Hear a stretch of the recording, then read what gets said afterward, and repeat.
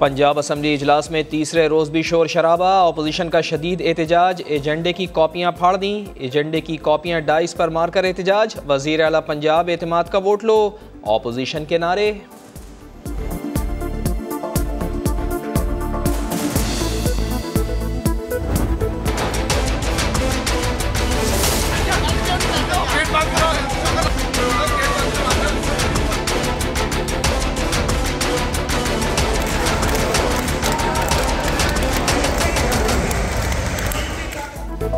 वज़ीर आला पंजाब को असेंबली तोड़ने से रोकने के हुक्म में कल तक तौसी असेंबली रूल्स के मुताबिक गवर्नर को एतमाद का वोट लेने की तारीख मुकर्रर करने का इख्तियार है। लाहौर हाई कोर्ट के रिमार्क्स। सवाल उठाया, अगर गवर्नर 10 दिन में एतमाद का वोट लेने का कहता है तो फिर क्या होता? वज़ीर आला को 24 घंटे में 186 अरकान का एतमाद हासिल होना चाहिए। गवर्नर के वकील की परवेज़ इलाही को एतमाद का वोट लेने की पेशकश, परवेज़ इलाही के वकील का इनकार। अदालत ने रिमार्क्स दिए, अगर आप कबूल नहीं करते तो कल को गवर्नर एक और नोटिफिकेशन जारी कर देंगे, फिर क्या होगा?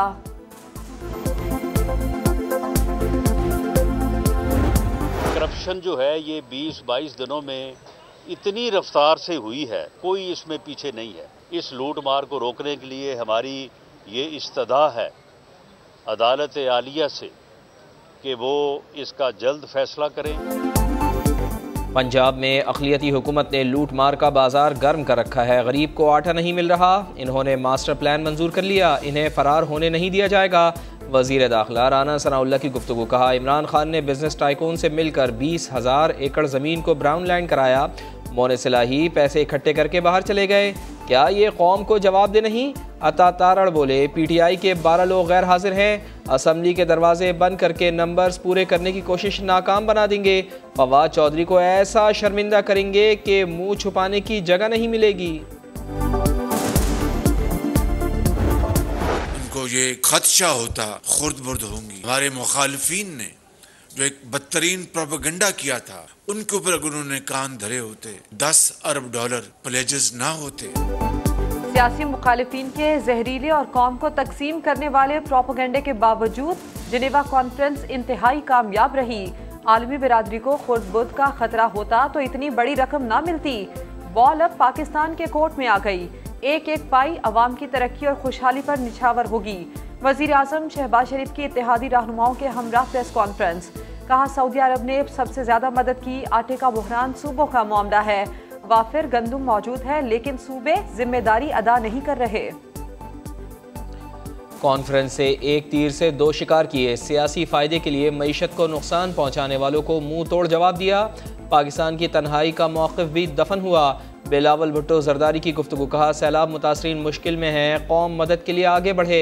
इसहाक डार बोले, IMF से तफसीली बातचीत हुई है, आम आदमी पर कोई बोझ नहीं डाला जाएगा, बार बार डिफ़ॉल्ट का कहने वालों को अल्लाह हिदायत दे। इसहाक डार ने कमर्शियल बैंकों के पास मौजूद ज़र मुबादला तक रसाई की खबरों को भी मुस्तरद कर दिया। कहा, ऐसी कोई तजवीज़ ज़ेर गौर नहीं।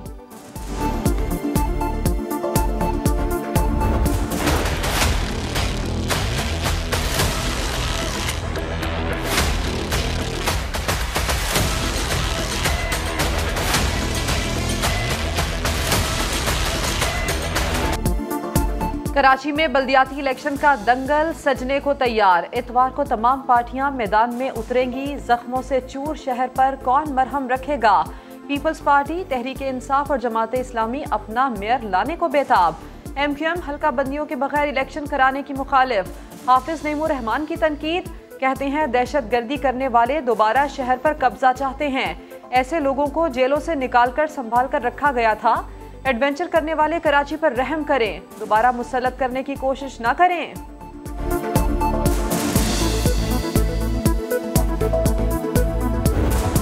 हम लड़ना नहीं चाहते, लेकिन तुम जानते हो कि हम लड़ना जानते हैं।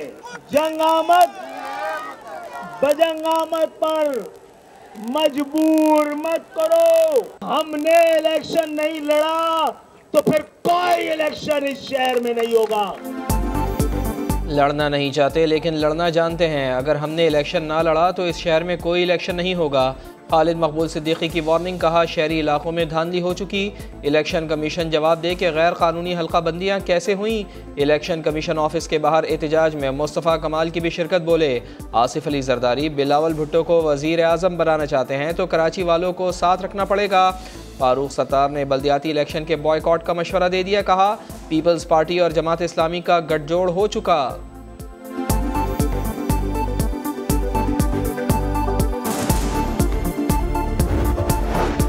मुत्तहदा को बल्दियाती इंतखाबात पर हुक्म इम्तना मिलेगा या नहीं, सिंध हाई कोर्ट कल फैसला सुनाएगी। GHQ की फौज और रेंजर्स पोलिंग स्टेशंस पर तैनात करने से माजरत, विफाकी हुकूमत ने फैसले से इलेक्शन कमीशन को आगाह कर दिया। फौज और रेंजर्स सिर्फ क्विक रिस्पांस फोर्स के तौर पर तैनात होगी।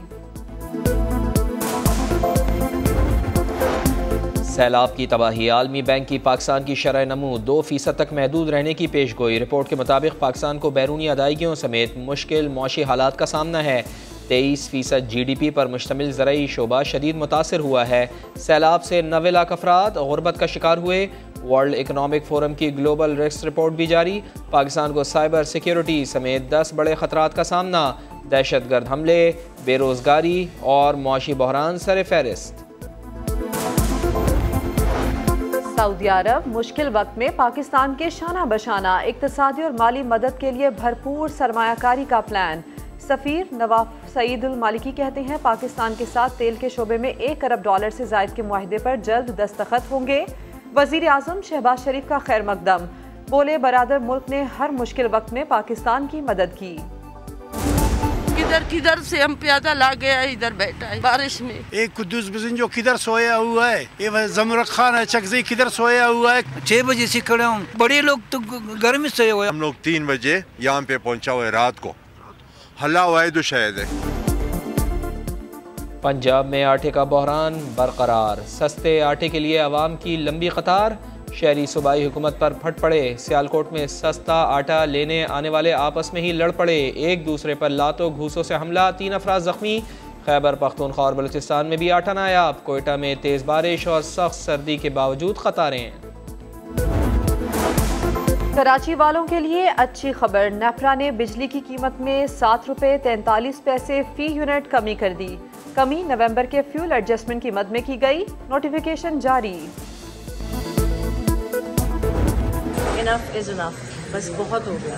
अब मुझे सिर्फ अथॉरिटीज़ से ये जवाब चाहिए कि वो इस सब को ख़त्म करने के लिए, इस सब को रोकने के लिए क्या इक़दाम उठा रहे हैं। सोशल मीडिया पर मनफी मुहिम, अदाकारा महविश हयात सख्त नाराज, कहती हैं बहुत हो गया, किसी को कीचड़ उछालने का हक नहीं।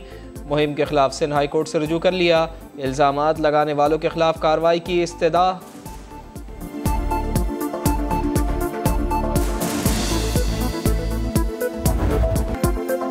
और पाकिस्तान और न्यूजीलैंड की टीम्स के दरमियान दूसरा वनडे, कीवी टीम की बैटिंग जारी। डेविन कॉनवे 101 रन्स बनाकर आउट।